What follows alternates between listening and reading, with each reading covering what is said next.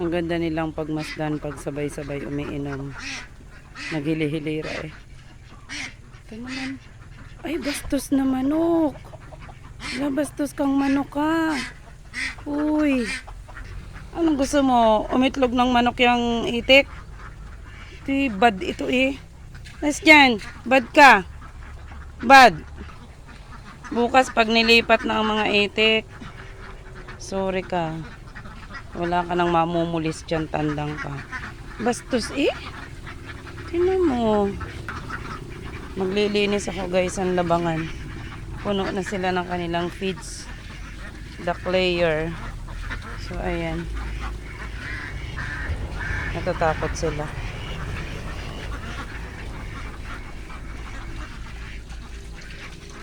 Dito ako, dun sila. Ayan, may premature birth na naman. May isa pa din doon. Ayan, umitlog guys. Dapat bukas pa ito ay itlog eh.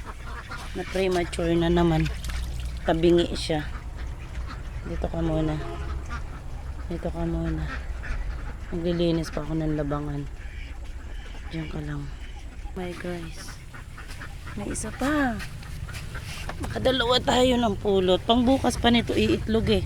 Ayan, dalawa na sila dyan. Dapat pang bukas pa yan iitlog. Initlog na nila premature birth. Maselan sila guys. Kailangan nila laging nililinis ang kanilang painuman. Inom, ligo. Dito na rin sila naliligo at nainom. Inom. Ayan, 3 times a day natin yung ginagawa. Semi-poultry lang. Poultry lang na simple lang. Pwede kayong alaga sa likod bahay niyo.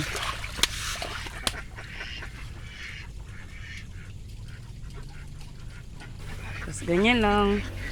Patukain nyo ng feeds. 3 times a day din tinataktakan sila ng feeds.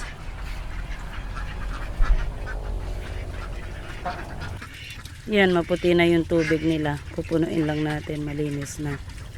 Yan sila umiinom pagkatapos kumain ng duck layer. Tingnan nyo sila guys. Porkit malinis yung tubig. Yan na, tuwan-tuwa silang uminom. Kasi naman, inumin nila, dyan na rin sila naliligo. Siyempre, lasang ipot na nila yan, charot. Itong iba namamahinga.